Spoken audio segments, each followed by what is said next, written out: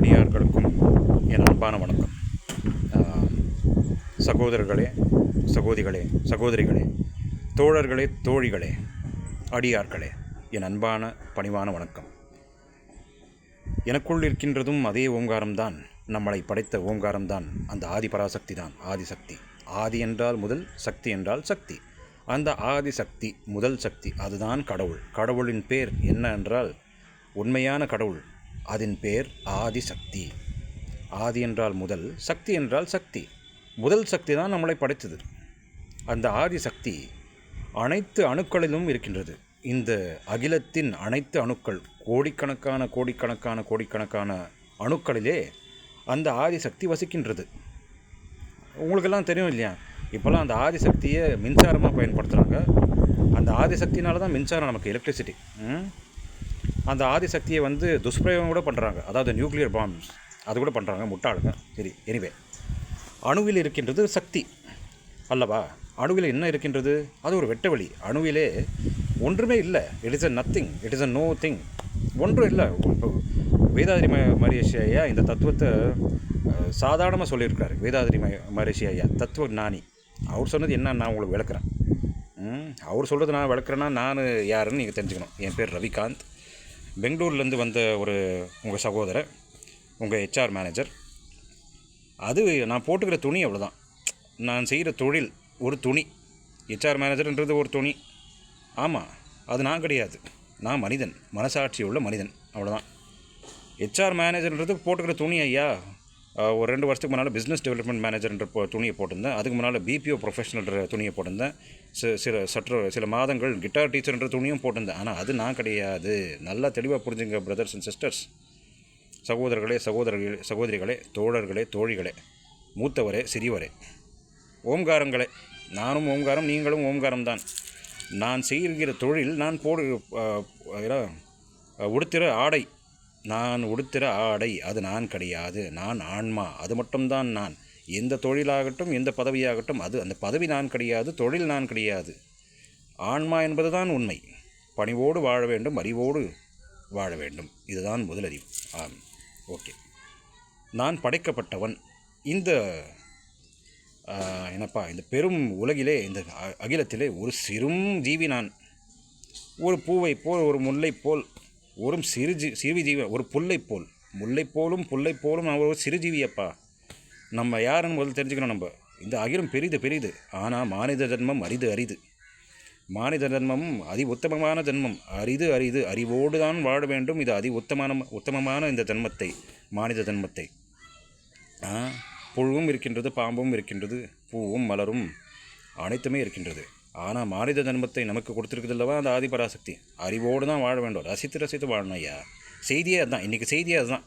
மானித ஜன்மம் எதற்கு கொடுக்கப்பட்டிருக்கின்றது, மனிதர்களாக எதற்கு பிறந்திருக்கிறோம். இந்த செய்தியை சொல்கிறது தான் நான் வந்திருக்கிறேன். நான் சகோதரன். நான் இங்கே வேலை வாய்ப்பு தான் தேடி வந்தேன். ஏன்னா வயிற்று பொழப்பு பார்க்கணும் இல்லை அப்பா சாமி. இலவசமாக என்ன சாப்பாடு போடுறாங்களா? இலவசமாக சாப்பாடு போட்டாலும் ஆதிபராசக்தி, அந்த கடவுள் இலவசமாக தான் எல்லாம் கொடுத்துருக்கு நம்மளுக்கு.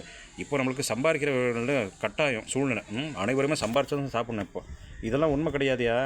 அப்போல்லாம் ஆதிபராசக்தி முன்னோர்களெல்லாம் விவசாயம் பண்ணி சாப்பிட்டாங்க. அவங்களாம் எங்கே இஎம்ஐ கட்டிக்கின்னு, பேங்க் லோனெல்லாம் கட்டிக்கின்னு, லோன் அழிஞ்சுன்னு பசங்களுக்கு அவ்வளோ என்னப்பா ஸ்கூல் ஃபீஸெல்லாம், ஏன்னா பயங்கரமான ஸ்கூல் ஃபீஸெல்லாம் கட்டின்னு யாரும் வாழல. அப்போல்லாம் இலவச குருகுலம், இலவச படிப்பு, இலவச உணவு. அதாவது விவசாயம் பண்ணுவாங்க, விதையை போடுவாங்க, அது சாப்பாடு கொடுக்கும். கடவுள் என்ன விதையை எல்லாம் அதெல்லாம் பார்த்து அந்த ஆதிபராசக்தி, நம்மளை படித்த ஆதிபராசக்தி இலவசமாக தான் எல்லாம் கொடுத்துச்சு. இப்போ தான் நம்ம என்ன படித்து அறிவாளிங்க மாதிரி நடிக்கிறோம்.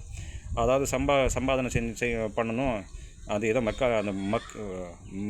மெக்காலே சிஸ்டம், எஜுகேஷன் சிஸ்டம், அந்த ஸ்கூல் ஃபீஸெல்லாம் பயங்கரமாக கட்டுறோம். ஓகே, இதெல்லாம் பேசுறதுனால நான் யாரும் சொல்லணும். 43 வயசு 8 மாதம் ஆகுது எனக்கு. ரவிகாந்த். நான் ஆண் உடலை பெற்ற ஒரு மனசாட்சி. நல்லா கேட்டுங்க, நான் என்ன சொல்கிறேன் தெளிவாக கேட்டுங்க. நான் யார்? நான் ஒரு மனசாட்சி. ஆண் உடம்பிலே இருக்கின்றேன். போன ஜென்மத்தில் பெண் உடம்பில் இருந்தோன்னா என்ன நம்மளுக்கு தெரியாதுப்பா. இந்த ஜென்மத்தில் ஆண் உடலை பெற்றிருக்கிறேன். அதுவும் ஒரு ஆடை போல தான். ஆன்மா என்பது தான் நிரந்தரம், உண்மை. நான் பிறக்கும் முன்னாலும் அந்த ஆன்மா இருந்தது, என் ஆன்மா இருந்தது. நான் இருந்தாலும் என் ஆன்மா இருக்க போகிறது.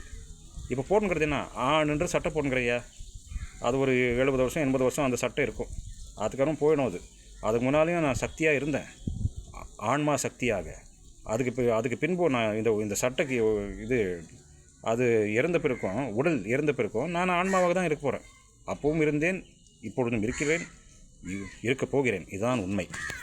ஆண் என்பதும் ஒரு ஆன்மாதான், பெண் என்பதும் ஒரு ஆன்மாதான். இது தெளிவாக இருக்கணும் ஐயா. நான் பெண்ணு, நான் தாய், நான் குழந்தைய சுமக்கிறேன், எனக்கு அதிகமாக மரியாதை கொடுக்கணும், பெண்ணுக்கு சொல்லக்கூடாது, அது ஆணுங்க தானாக கொடுக்கணும். அதே மாதிரி நான் கணவன், நான் தான் இந்த லீடர், நான் தான் எல்லாமே நடத்துகிறேன்னு அதுவும் அகம்பாவம் படிக்கக்கூடாது. இல்லை, அப்படி இல்லை, பணிவோடு வாழ வேண்டும். நான் ஆன்மா, ஆண் உடலை பெற்றிருக்கிறேன். நான் என்னப்பா ஆன்மா, மனசாட்சி உள்ள ஆன்மா, பெண் உடலில் வசிக்கிறேன். இதுதான் உண்மை. நான் செய்கிற தொழிலும் நான் அல்ல, எனக்கு இருக்கிற பதவியும் நான் அல்ல. அதெல்லாம் ஆடைகள் அப்பா, அதெல்லாம் மாறும்.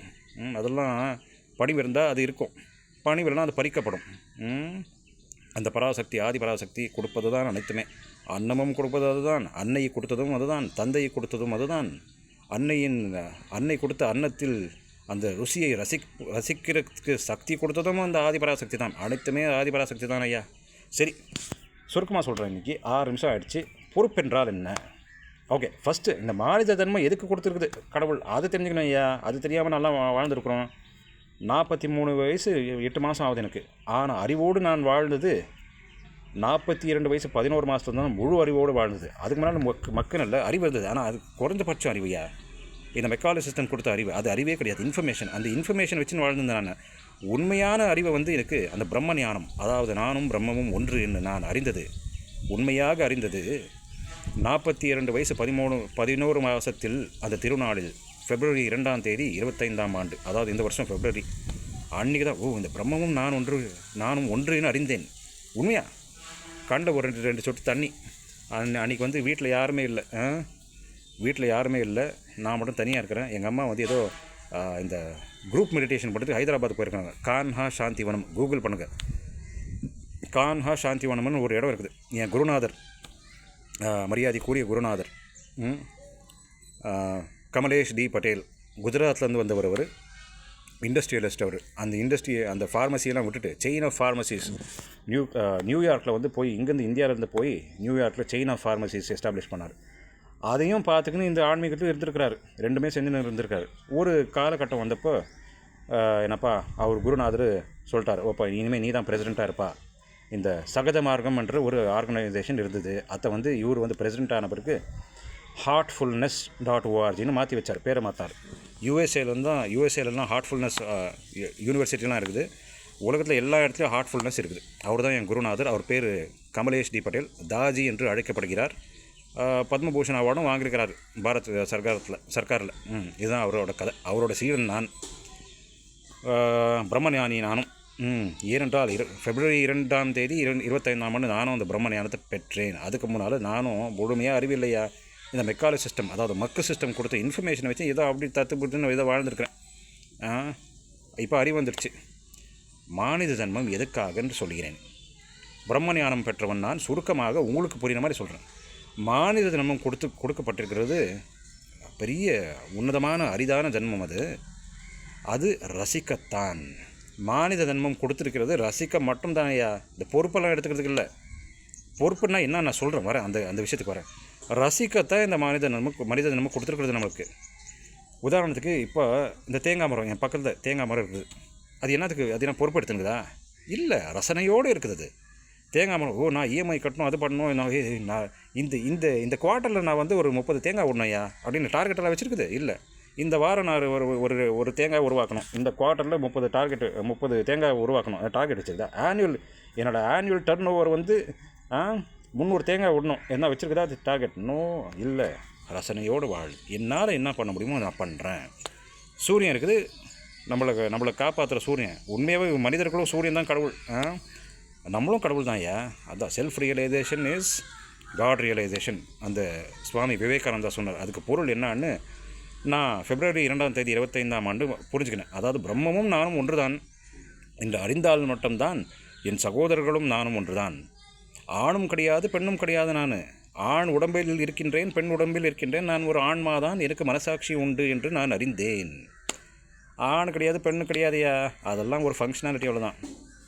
ஆண் பூ, பெண் பூ, நமக்கு வேணும் அன்பு. ஆமாம், நம்ம ஆன்மா மட்டும்தான்.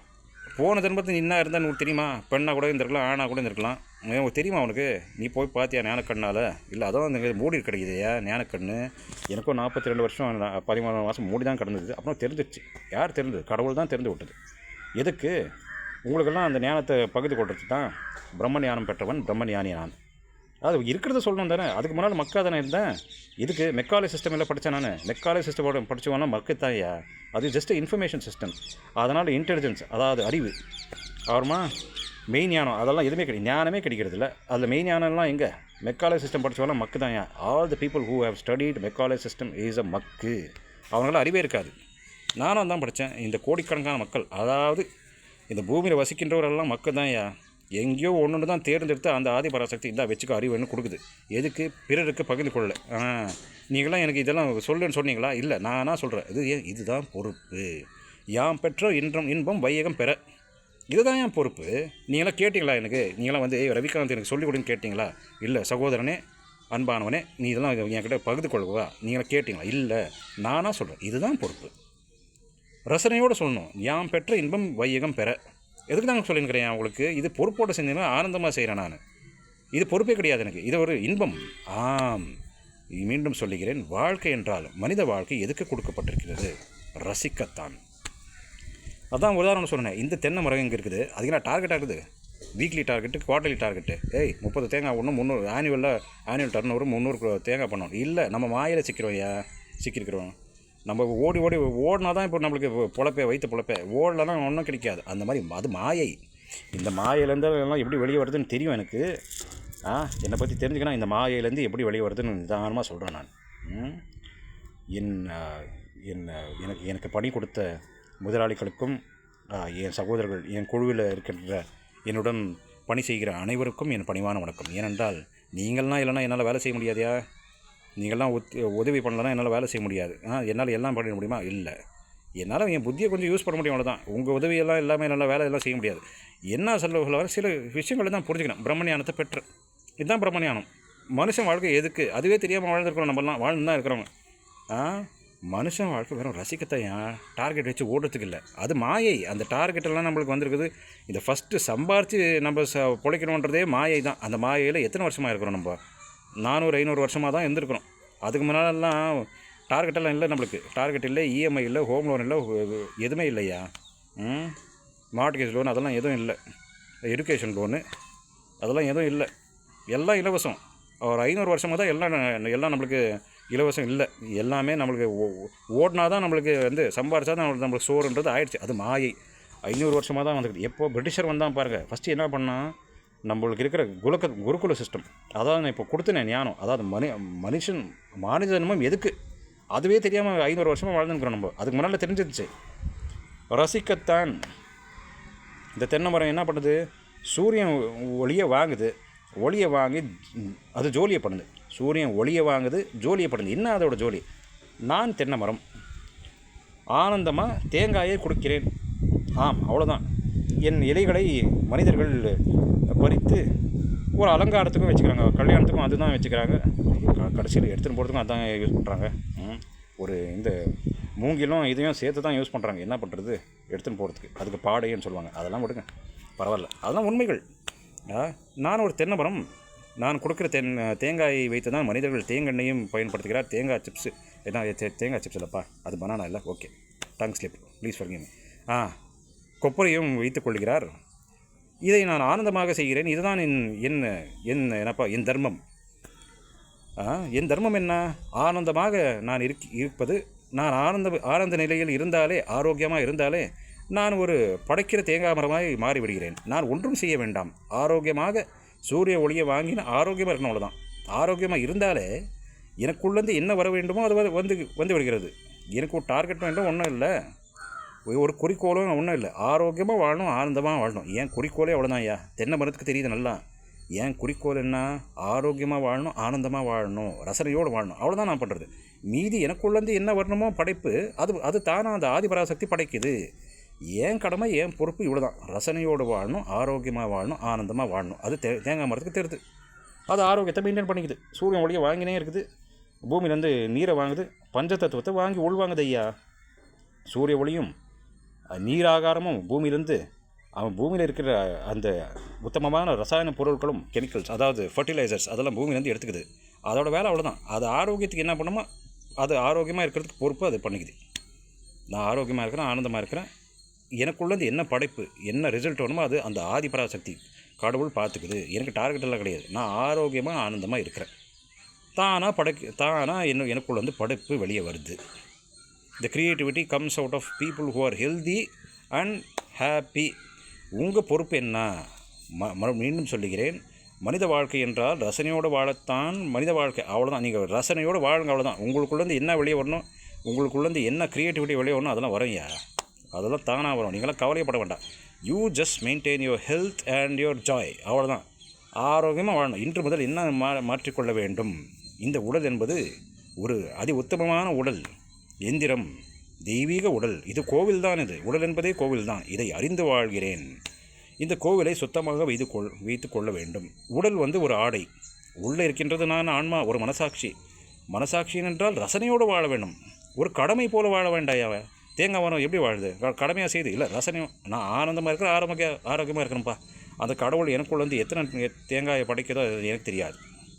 அப்படின்னு ஆனந்தமாக இருக்குது, அவ்வளோதான். இன்னோசென்ஸ். நான் ஆனந்தமாக இருக்கிறேன், ஆரோக்கியமாக இருக்கிறேன். எனக்குள்ளேருந்து பாடல்கள் வெளியே வரலாம், இல்லை ஒரு ஏரோப்ளேன் வெளியே வரலாம், ஒரு மொபைல் ஃபோன் வெளியே வரலாம். மனுஷன் தானே படித்ததெல்லாம். அதி உத்தமமான நிலையில், ஆரோக்கியமான நிலையில், ஆனந்தமான நிலையில் இருந்தவர் தான் ஏரோப்ளேனையும் பைக்கையும், பஜாஜ் பைக்கையும், மொபைல் ஃபோனும் ஆப்பிள் ஃபோனும் கண்டுபிடித்திருக்கிறார்கள். அவர்கள் செய்ததெல்லாம் என்ன? இந்த உடலே ஒரு கோவில். இதை கோவில் போல சுத்தமாக வைத்து கொள்கிறேன். அந்த கோவிலிருந்து என்ன வெளியே வருது அது அந்த கடவுள் தான் நிர்ணயிக்கிறது. இந்த ஏரோப்ளேன் கண்டுபிடிச்சவனும், டிவி கண்டுபிடிச்சவனும், மொபைல் கண்டுபிடிச்சவனும், முதல் ட்ரெயின், முதல் பஜாஜ் பைக், முதல் சேத்தக் பைக், இவரெல்லாம் கண்டுபிடிச்சவரெல்லாம் அந்த ஞானிகள். அவங்க செஞ்சதெல்லாம் ஒன்று தான். ஆரோக்கியத்தை நல்லா வச்சுக்கினாங்க, ரசித்து வாழ்னாங்க, ஆனந்தமாக வாழ்ந்தாங்க ஐயா. அந்த ஆனந்த நிலையில், அந்த பரவச நிலையில் அந்த கடவுள் இந்தா எடுத்துக்கோ, இந்த உலகத்துக்கு மூலியமாக ஏதாவது நல்லது நடக்கட்டும், அந்த நபர்களுக்கு கொடுத்த பரிசு தான் இந்த ஏரோப்ளேன், இந்த பஜாஜ் பைக்கு, மொபைல் ஃபோன் எல்லாமே. அது பரிசையா கடவுளுக்கு ஆரோக்கியமாக இருந்து ஆனந்தமாக இருக்கிறவங்களுக்கு கொடுத்த பரிசுகள் அதெல்லாம். கிட்டார் செஞ்சது ஒரு மனிதன், கீபோர்டு செஞ்சது ஒரு மனிதன். அவங்கெல்லாம் ஆரோக்கியம் இல்லாத, ஆனந்தம் இல்லாத செய்ய முடியாதுயா. அதில் மீண்டும் சொல்லுகிறேன், மனித வாழ்க்கை என்பது ரசனையோடு வாழத்தான். ரசனையோடு வாழுங்கள்.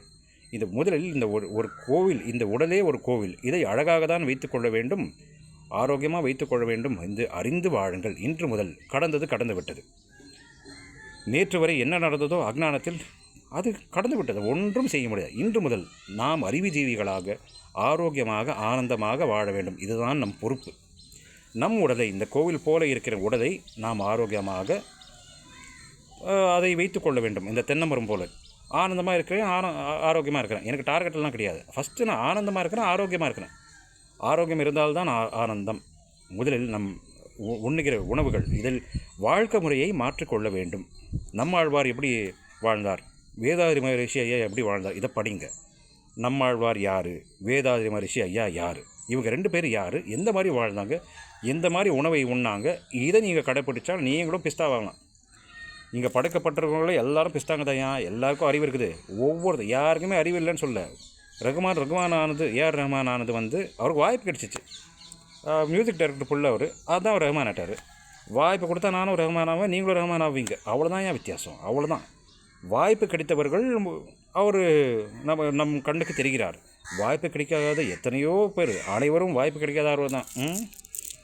நம்ம ஃபிலிம் ஆக்டர்ஸ்க்கெல்லாம் அவங்க வாய்ப்பு அவங்களுக்கு கிடைச்சிருக்குது, வாய்ப்பை ஏற்படுத்திக்கிறாங்க. அது வேறு. தேடல் இருந்தால் வாய்ப்பு தானாக வரும், வாய்ப்புகள் தானாக அமையும். தேடலை வைத்து கொள்ளுங்கள். முதலில் இந்த மானிட ஜன்மம் ரசிக்கத்தான். இதை அறிந்து வாழுங்கள். டார்கெட்லாம் ஒன்றும் இல்லை. நீங்கள் ஃபஸ்ட்டு ஆரோக்கியமாக ஆனந்தமாக இருங்க. டார்கெட்டை தானாக நீங்களே அச்சீவ் பண்ணுங்க. உங்களுக்குள்ளேருந்து டார்கெட் வரும், நீங்களே அச்சீவ் பண்ணுவீங்க. You will become achievers. Just maintain your health and Joy, that's all. வாழ்க்கை முறையை மாற்றுங்க. இன்று முதல் வாழ்க்கை முறையை மாற்றுங்கள். சின்ன மாற்றம் தான். நான் விஷயத்துக்கு நேரம் வந்துடுறப்பா. மாமிசத்தை தொடாதீர்கள். ஏனென்றால் மாமிசத்தை தொட்டால் உங்கள் அறிவு அதிகபட்சம் குறைந்து விடுகிறது, ஆரோக்கியம் கூட ரொம்ப குறைந்து விடுகிறது. அது சாப்பிட்றது இன்பம் கூட கிடையாதையா. அது நீங்கள் மாயையில் சிக்கியிருக்கிறீங்க. நான் இதை அறிந்த பின்பு நான் மாமிசத்தை தொடுவதில்லை. நானும் மாமிசம் உண்ணுகிற ஒரு சமூகத்தில் தான் பிறந்தேன். இந்த ஜாதி மதம் அதெல்லாம் நமக்கு தெரியாதியா. நம்ம ஜோதி, நம்ம ஆனந்த ஜோதி. அதாவது நான் பிரம்மமும் நான் ஒன்றின்னு அறிந்து விட்டேன். இந்த ஜாதி அதெல்லாம் கிடையாது. நான் ஒரு ஜோதி, நடமாடும் ஜோதி தான். அருள் பெறும் ஜோதி, அருள் பெறும் ஜோதி. ஆனால் தனிப்பெரும் கருணை, தனிப்பெரும் கருணை. இது என்ன தெரியுமா இதுக்கு அர்த்தம்? நாம் அனைவரும் ஜோதி தான். We are light inside. ஆன்மா என்பது ஒரு ஜோதி தான். ஆனால் அந்த தனிப்பெரும் கருணை அப்படி என்றால் பிரம்மமும் நானும் ஒன்று என்று அந்த அறிவை தனியாக தான் பெறுவது ஒவ்வொருத்தரும். இதுதான் அர்த்தம். வந்து அருள் பெறும் ஜோதி, அருள் பெறும் ஜோதி, தனிப்பெரும் கருணை, அருள் பெறும் ஜோதி. இதுக்கு பொருள் என்னவென்றால் நாம் அனைவரும் ஜோதி தான், ஆன்மாதான். இந்த அகிலமே ஒரு ஜோதி தான், லைட். அது சக்தியும் கூட, ஜோதியும் கூட. அந்த ஜோதியில் ஒரு பகுதி நாம், வெறும் சிறும் சிறும் சிறும் பகுதியையா, கடுகு போல நம்ம சிறும். ஆனால் அந்த அதாவது இந்த திருப்பார் கடலிலே, இந்த அகிலம் என்ற கடலிலே நாமும் ஒரு துளிதான். தோழர்களே, தோழிகளே, நாம் துளிகள். தெளிவோடு வாழ வேண்டும், தெளிந்து வாழ வேண்டும், அறிவோடு வாழ வேண்டும். தோழர்களே, தோழிகளே, இந்த திருப்பார் கடலிலே, அகிலமென்ற இந்த திருப்பார் கடலிலே நாம் அனைவரும் நீர்த்துளிகள். தூய்மையாக வாழ வேண்டும், தெளிந்து வாழ வேண்டும், தெளிவாக வாழ வேண்டும். நீர்த்துளிகள் மட்டும் தான் ஐயா நம்ம. ஆனால் அந்த கடலிலே ஒரு பகுதி தான். கடலிலேருந்து ஒரு துளியை எடுத்துகிட்டு நான் தனியாக இருக்கிறேன்னு சொல்ல முடியுமா? அதுதான் அங்கே தான் வர்றதே துன்பம். இல்லை, கடலிலே ஒரு துளி தான் நான், இந்த கடல் தான் நான். கடலிலே ஒரு துளி என்றால் இந்த கடல் தான் நான், தனியாக தோன்றுவதில்லை. ஏன் உங்களுக்கெல்லாம் வந்து நோய், என்னப்பா துக்கம் எல்லாம் ஏன் இருக்குதுன்னா, இந்த கடலும் நானும் வேறன்னு நீங்கள் நினச்சிருக்கிறீங்க. உண்மை கிடையாது ஐயா, உண்மையே கிடையாது. இந்த கடலும் நானும் ஒன்று தான். இந்த கடலிலே ஒரு நீர் துளி தான் நான், இந்த திருப்பார் கடலிலே ஒரு நீர் துளி. ஆனால் இந்த கடலும் நானும் ஒன்று தானே. நான் வந்து தனியாக வந்து அங்கேருந்து ஜம்ப் பண்ணி நான் தனியாக இருக்கேன்னு சொல்ல முடியுமா? அது முட்டாள்தானோ அது. இந்த கடலும் நானும் ஒன்று தான், அதுதான் பொருள். பிரம்மமும் நானும் ஒன்று தான் என்று அறிந்த பின்பு அறிவோடு ஆனந்தமாக ஆரோக்கியமாக வாழணும். அதுதான் ஏன் உண்மை. அதை சொல்ல தான் நான் சொல்லியிருக்கிறேன். நான் பிரம்மஞானம் பெற்றவன். அது ஏன் சொல்கிறேன், மறுபடியும் ஏன் சொல்கிறேன்னா, பிரம்மஞானிக்கிட்ட தான் தெரிஞ்சுக்கணும். மனித தன்மை எதுக்கு? ரசிக்கத்தான், டார்கெட்டை வச்சு வாழ்கிறதுக்கு இல்லை. ஆனால் அதே சமயம் நீங்கள் ஆரோக்கியமாக ஆனந்தமாக இருந்தால் உங்களுக்குள்ளேருந்து படைப்புகள் வெளியே வந்து தான் இருக்குது. நீங்கள் ஜஸ்ட் ஆரோக்கியமாக ஆனந்தமாக இருங்க. நெக்ஸ்ட்டு என்ன பண்ணணும்னு உங்களுக்கே தானாக தெரியும், தானாக நடக்கும். உள்ளேருந்து அந்த சக்தி, கடவுள் இயக்குகிறது இந்த உடலையும் இந்த ஆரோக்கியத்தையும் அனைத்து அகிலத்தையும் இந்த கடவுள் தான் இயக்குறது. உதாரணத்துக்கு சுவாசம் நீங்கள் கமாண்ட் கொடுத்தா நடத்துங்குது. பிறப்புலேருந்து இறப்பு வரைக்கும், அதாவது இந்த உடலின் பிறப்பிலிருந்து இறப்பு வரைக்கும் அந்த சுவாசம் நீங்கள் கமாண்ட் கொடுத்து நடந்துக்குதா ஐயா? இல்லை, அது தானாக நடக்குது. யார் நடத்துக்கிறது? அந்த ஆதிசக்தி உங்கள் ஆன்மாவிலே அந்த ஆதிசக்தி இருக்கின்றது. உங்கள் ஆன்மாவுக்கு ஒரு எலக்ட்ரிசிட்டி இருக்கிறது. There is a divine current in your body, in your body also, in your soul also. உங்கள் ஆன்மாவிலே உண்மையாக மின்சாரம் இருக்குதுயா. அந்த மின்சாரம் தான் கடவுள். அந்த மின்சார சக்தி தான் கடவுள் உங்கள் ஆன்மாவுக்கு இருக்குது. அந்த ஆன்மாவுக்கு மின்சார சக்தி இருக்கிறதுனால தான் உங்கள் இதயம் துடிக்குதுயா. இல்லைனா உங்கள் ஆன்மாவுக்கு சக்தி இல்லைனா அந்த இதயம் எப்படி துடிக்குது? ஏன்னா பேட்டரி தான் வச்சுருக்கீங்களா? நான் யூபிஎஸ் நம்ம பஜாஜ் பைக்கு வச்சுருக்கிற மாதிரி பேட்டரி தான் வச்சுருக்கீங்களேயா? இல்லை. ஆமாம், உங்கள் ஆன்மாவுக்கு மின்சார சக்தி இருக்கின்றது. அந்த மின்சார சக்தியை வைத்து தான் இந்த இதயம் துடிக்கின்றது. இதெல்லாம் அற்புதம் ஐயா. இந்த அற்புதத்தை உணர்ந்து ருசித்து வாழ வேண்டும். இதற்குத்தான் இருக்கின்றது மனித வாழ்க்கை, மனித ஜென்மம். ஓகே, பொறுப்பு என்றால் என்ன ஆரோக்கியத்தை, என் உடலை நான் ஒரு கோவில் போல சுத்தமாக வைத்துக் கொள்கின்றேன். ஏனென்றால் இது படைக்கப்பட்டது அற்புதமான படைப்பு. என் உடல் அற்புதமான ஒரு எந்திரம். பேசுகிறது, ஓடுகிறது, பாடுகிறது, ஆடுகிறது, பில்லிங் போடுகிறது.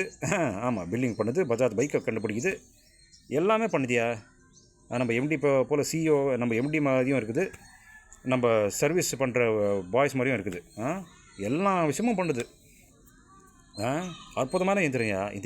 இந்த எந்திரத்தை, இந்த தெய்வீகமான கோவிலை, உடலை நான் நன்றாக வைத்துக் கொள்கிறேன், ரசித்து வைத்துக் கொள்கிறேன். ஒரு கடமையும் இல்லை, ஒரு பொறுப்பு இல்லை. இதெல்லாம் ஒரு பொறுப்பு கிடையாது எனக்கு. இது இன்பமான விஷயம். இது கொடுக்கப்பட்டிருக்கிறது கோவில் போல அழகான உடல். இதை நான் அழகாக வச்சுக்கிறேன். இது எனக்கு it's my pleasure to take care of it. அதுதான் சில பேர் இங்கிலீஷில் சொல்லுவாங்க, நீங்கள் ஏதாவது ஒரு வேலை செஞ்சு உங்களுக்கு ஒரு உதவி பண்ணியிருப்பாங்க, தேங்க்யூன்னு நீங்கள் சொன்ன ஒரு மெசேஜ் அனுப்பிச்சப்போ இட் இஸ் மை ப்ளஷர்னுவாங்க. இதெல்லாம் ஒரு பொறுப்பு கிடையாதுப்பா. எனக்கு ஒரு இன்பம். உனக்கு உதவி பண்ணுறது எனக்கு ஒரு இன்பம். அந்த இன்ப நோக்கத்தில் தான் நான் உங்களுக்கு இந்த ஞானத்தை கொடுக்கின்றேன். சகோதரர்களே, சகோதரிகளே, இன்பம் ஐயா. உங்களுக்கெல்லாம் இந்த ஞானத்தை கொடுக்க எனக்கு இன்பம். இது கடமை கிடையாது, பொறுப்பும் கிடையாது. இன்பத்திலே தான் இந்த ஞானத்தை நான் உங்களுக்கு பகிர்ந்து கொள்கிறேன். இது ஒரு இன்பம் ஐயா எனக்கு. இந்த இன்பம் முத்தி போனால் தான் பேரின்பம். சகோதரர்களே, சகோதரிகளே, தோழர்களே, தோழிகளே, மூத்தவரே, சிறியவரே, வாழ்க்கை அனுபவத்தில் அதிகம் இருக்கிறவர் மூத்தவர்.